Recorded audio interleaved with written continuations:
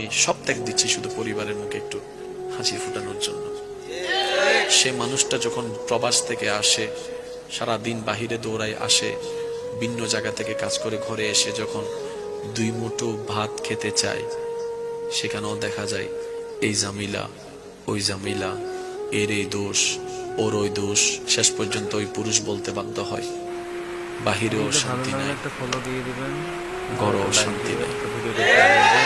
এমনও পর্যন্ত শোনা যায় বলে, ইচ্ছা করে সবকিছু ছেড়ে চলে যাব বাহিরে কোথাও, তোমাদের যেদিকে যা মন চায় তা করো, আমার 2 চোখ যেদিকে যায় আমি সেদিকে চলে যাব।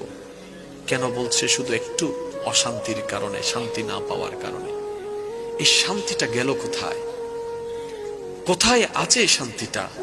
যে শান্তির তালাচে প্রত্যেকটা পুরুষ নারী তৃষ্ণার্ত নয়নে তাকিয়ে আছে, এই শান্তিটা কোথায়? শান্তি কোথায়? শান্তি